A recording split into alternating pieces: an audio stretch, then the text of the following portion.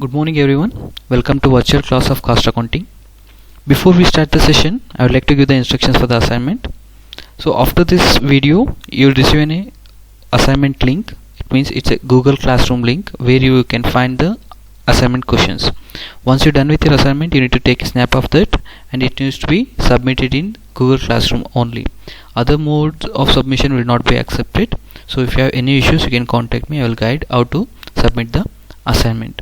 So, and also another important thing is you need to submit it before the deadline. The deadline is 11:20 a.m. today, and the original assignment should be you have to retain with you, and it needs to be submitted once you return to the college. So in the previous class we are discussing about the labor cost. So labor cost means the cost which are directly involved for the production process. It means the wages are paid to the employees which are involved in the production. So we can call the labor or the manpower which represent a human resource which in the production. It means who are working on the production department. And also after this we discussed about the different types of labor cost, like direct labor cost and indirect labor cost. Direct labor, the persons are the labor which are directly involved in the production process, and then indirect, they are not directly involved but they support the process. After that we discussed about the organization for the accounting cost and labor cost. Here we have the 5 different departments. One is personnel, it means HR, engineering, timekeeping, payroll, and the cost accounting department. After that we discussed about the labor turnover. It refers to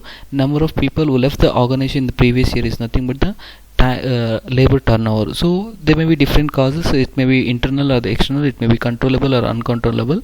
Controllable, it means employees may leave if they are not satisfied with the wages or working conditions. There may be different reasons for leaving the organization, so it will be calculated to the labor turnover. So then measurement of labor turnover. So we have the different methods to measure this. One is suppression method, so we have discussed about this along with the formula, and this and we have the another method is replacement method. So and the last method is flux method. So we have this is the last assignment question, and you have a solution for this. Please, if anyone is not copied to the notes, please copy this solution to the notes.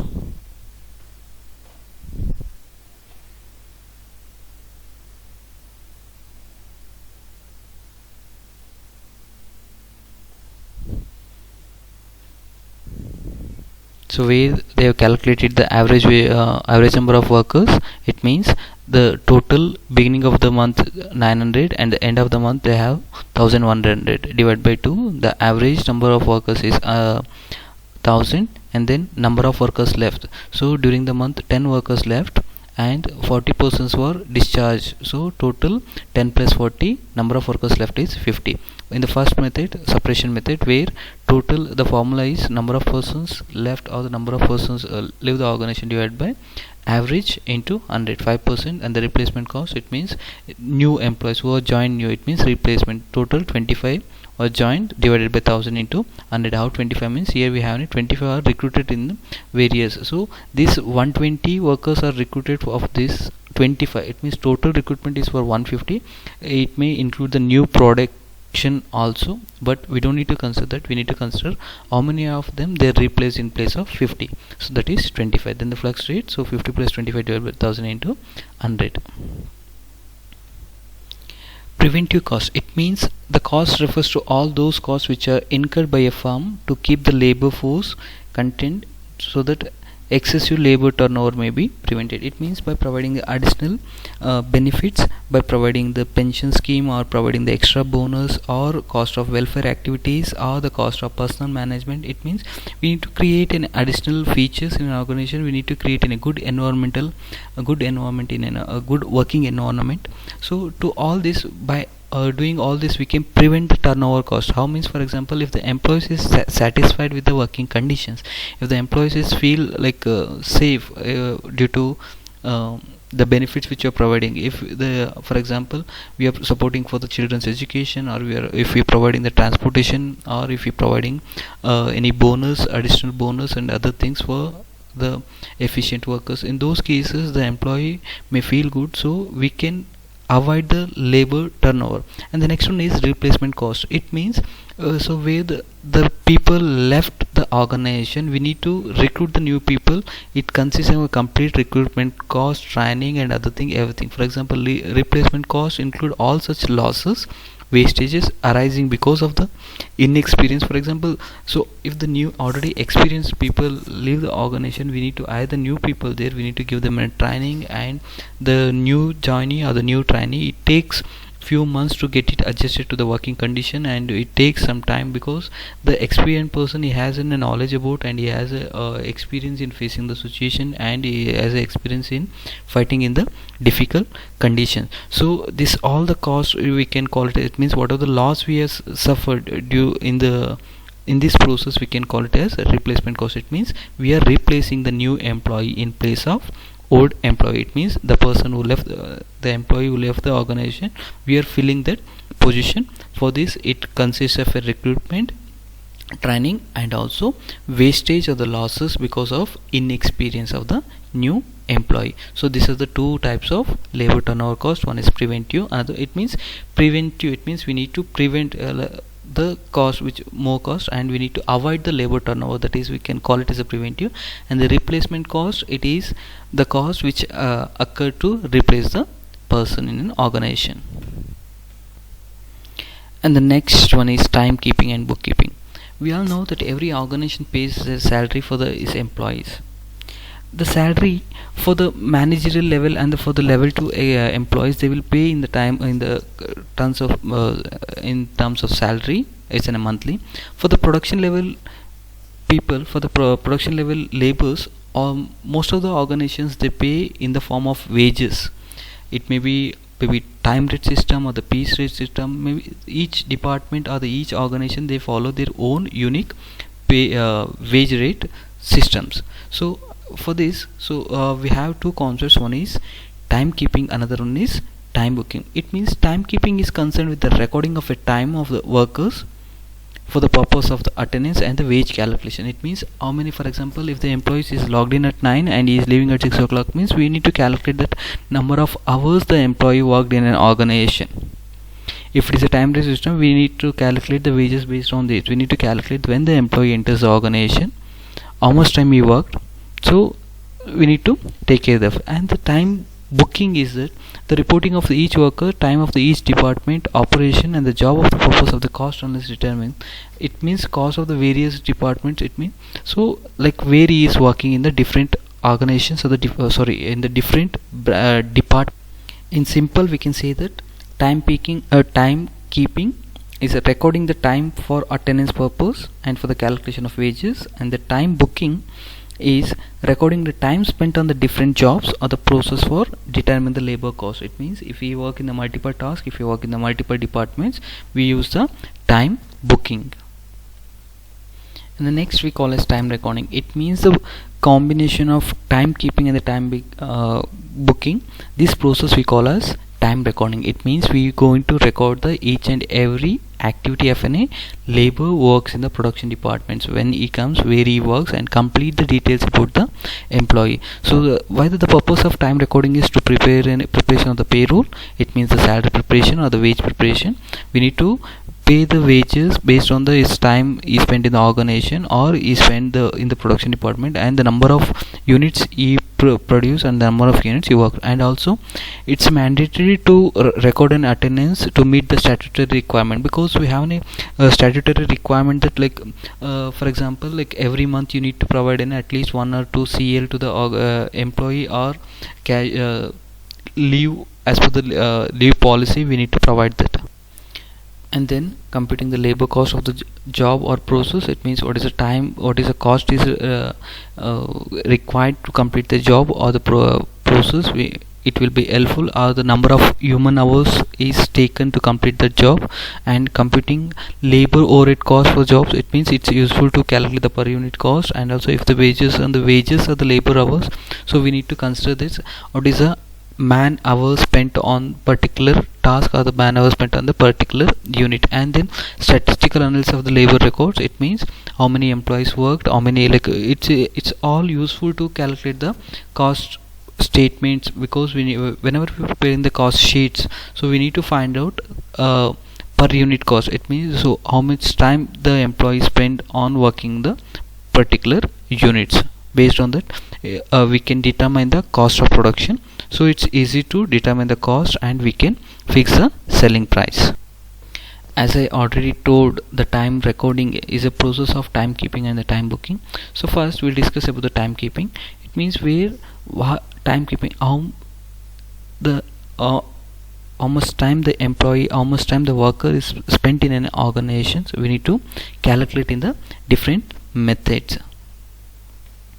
Under timekeeping, the first method is attendance register. In this method, the attendance of each worker is recorded in the register maintained for this purpose, means for attendance purpose. So this register provides a sufficient number of columns. So it have the in time, out time, or the break time, lunch time. It has a sufficient number of columns for the attendance of each worker.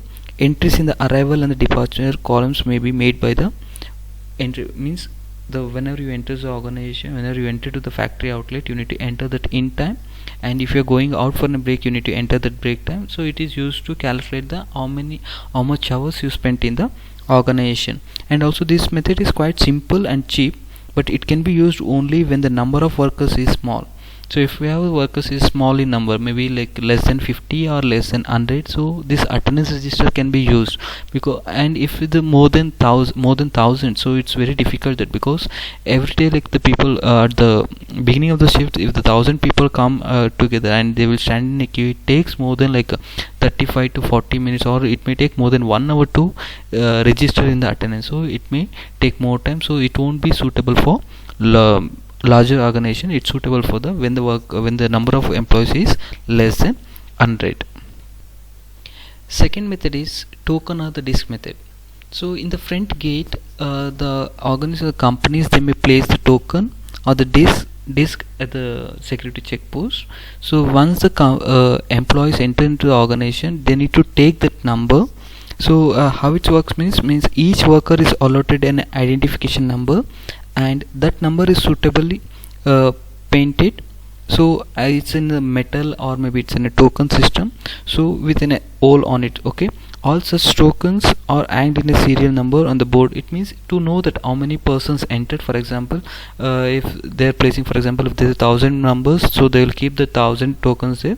So the person who comes first, they will take and they'll move. So we know that how many persons are entered the production unit. So and also once they took the token and went inside, so there's a place to place the tokens.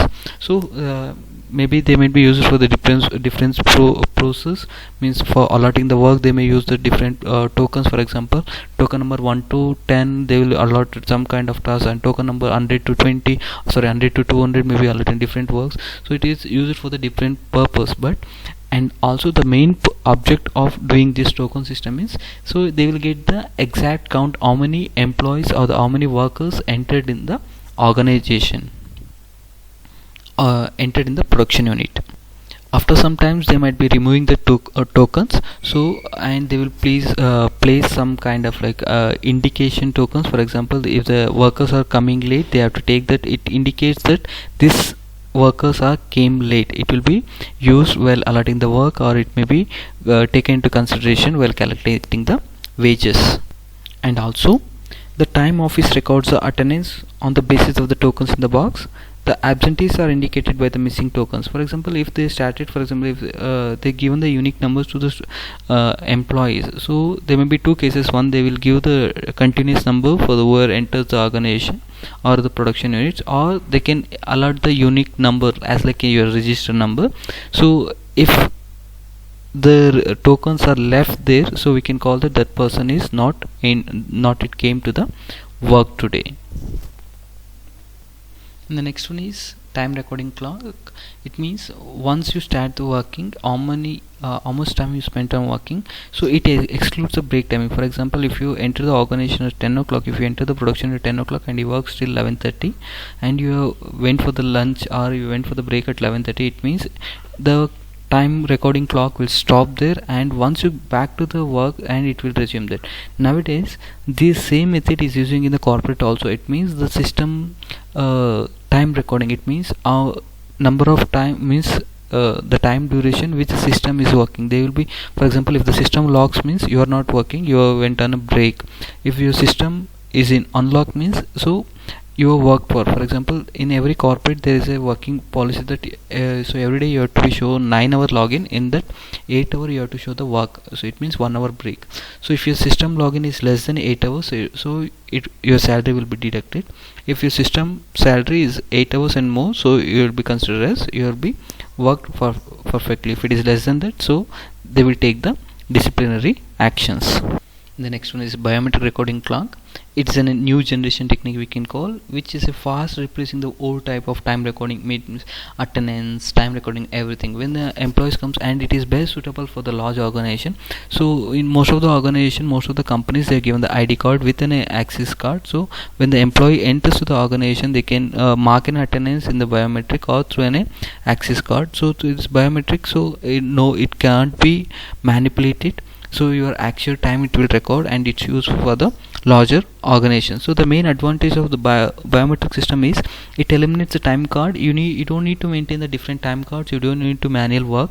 So it's automatically it's registered, and it eliminates the proxies because it's in a biometric. It's a completely based on the like fingerprint scan. So completely like there is no chances of there is no events you can make in a proxies, and it eliminates a early or a wrong punch in time. So it means wrong punch in time. For example, if you come early, like it's already they fix the time, like your working schedule it starts from the 96 minutes, you can log in the in between that time. If you have entered the other time zone, so it won't accept that, and it leads to the automatic payroll. And again, it's reduced the payroll time also, they don't need to prepare manually. So it's automatically calculate, and it will show that okay, for in a month the this worker is present 20 days and he worked daily 8 hours or 8.5. And also it's useful to calculate the overtime also. If the every day if the work is assigned for 8 hours, and if the worker is working more than 8 hours, means he is eligible to get the overtime as well, because the work he has done the more work. So it's automatically it's useful to the payroll also. If we use the attendance register or the token system or the time recording clock, so it's again it's a manual task, it's a repetitive task that you need to create. You need to prepare the other wage roll or the payroll system, but in the biometric system it automatically you will get the data, so you can process the wage or the payment based on the number of hours he works. And also it saves the time on the payroll calculation.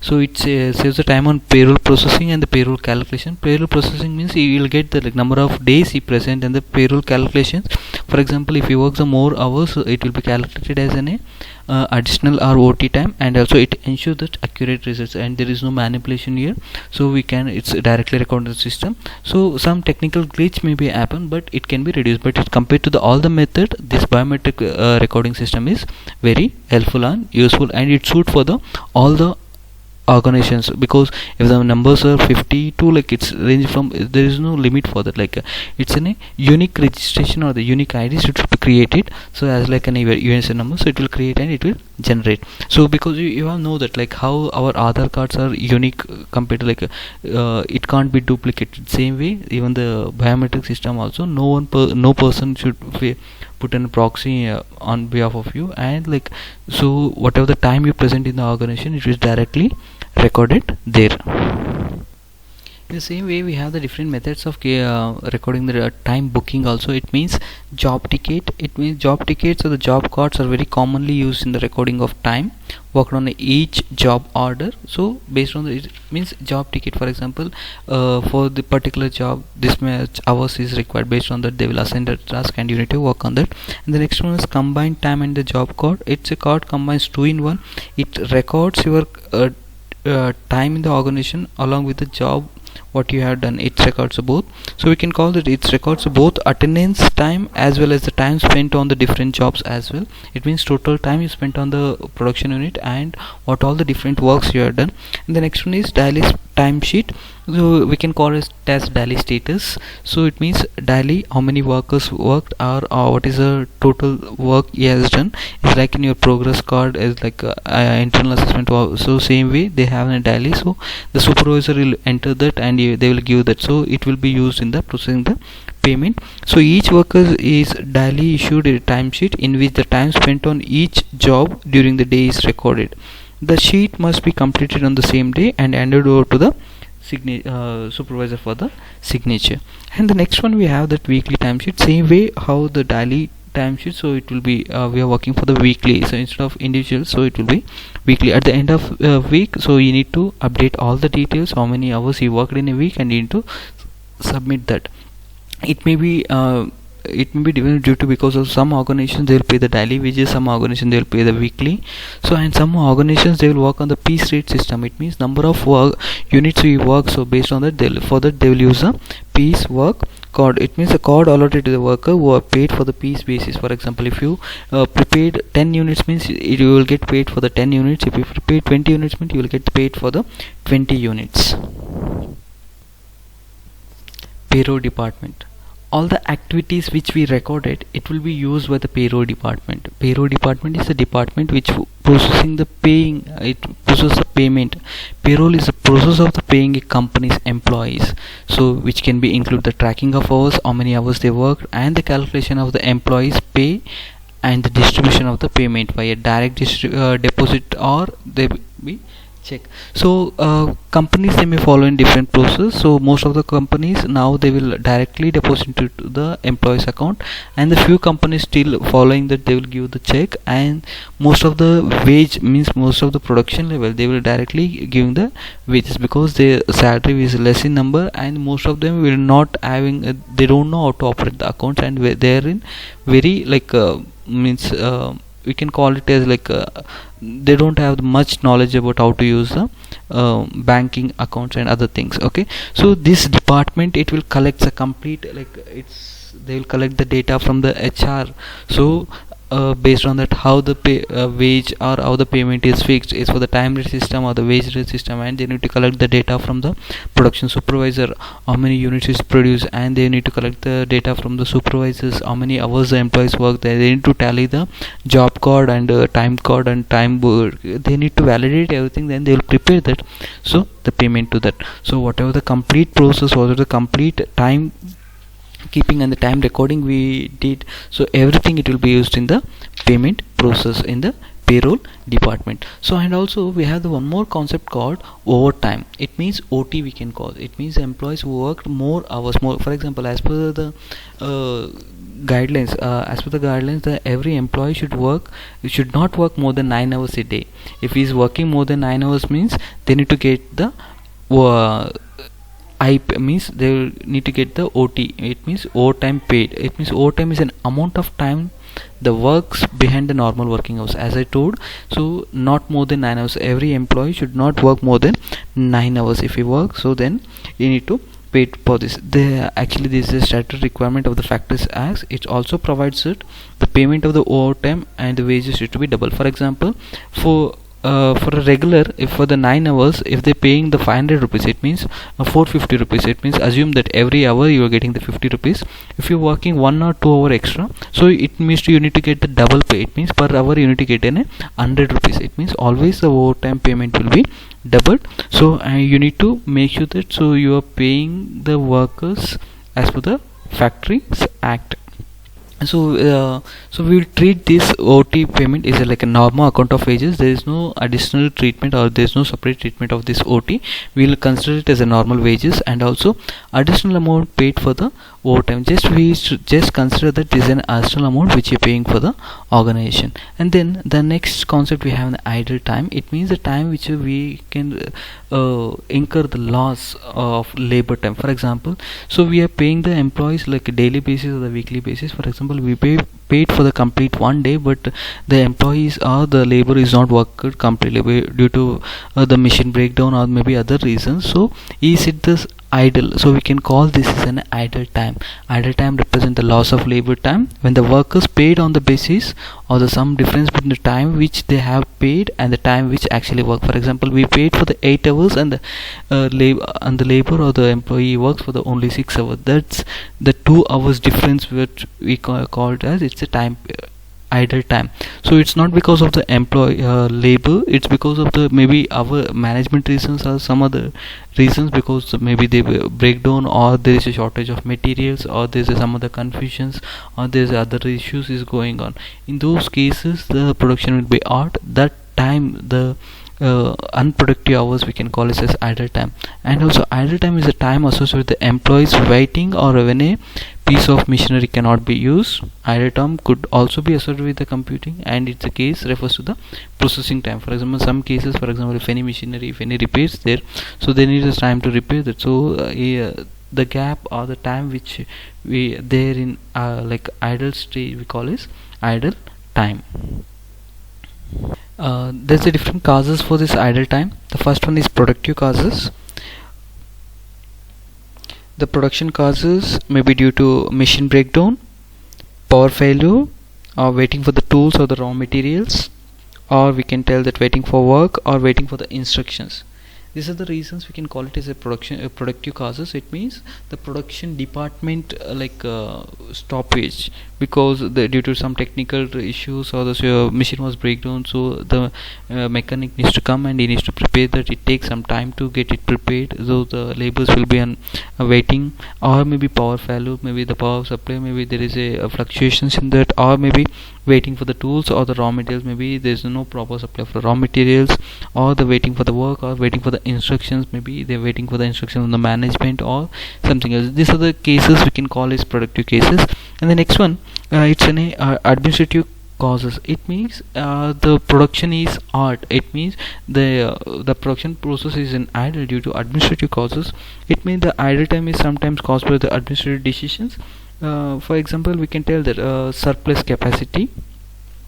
When for example when there is a surplus capacity of the plant and machinery which is management decide not to work, for example, so the target is to work for the 500 units already by the end of like the Friday they are achieved that, and Saturday like in the first half they completed the complete target that, and second half they are not working because they already achieved the target, because there's only the demand is only that much, so they will not work, they don't need to produce it. Those one the management takes it, okay, stop the production because we have already excess of units. So that's maybe causes. And maybe if there is any issues in the quality check process, they may halt the process. The management decide to stop the production and to verify all the units, and if they find any defective or if they facing any problems in the production, in those cases the administrative will stop pass the decision. The top level management will pass the decision to stop the process. We call this is administrative cases. And the next one is economic causes. Its idle time may also be caused by the fail in the demand of the products.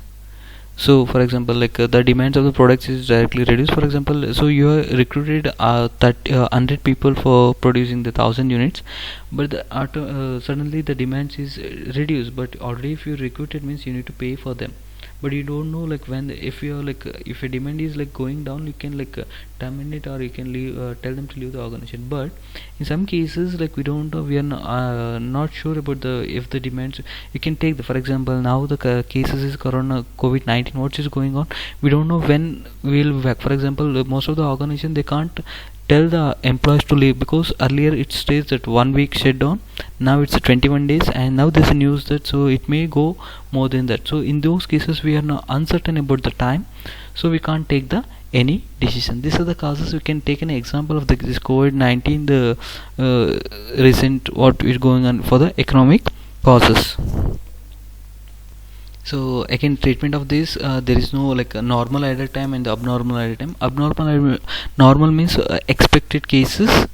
Abnormal means, for example, sudden breakdowns or the accident, other things. So it means the things which you are not expected, that one we call as abnormal, or it's the things which are not in a perfect way, or is the things which is not working properly, we can call it as abnormal.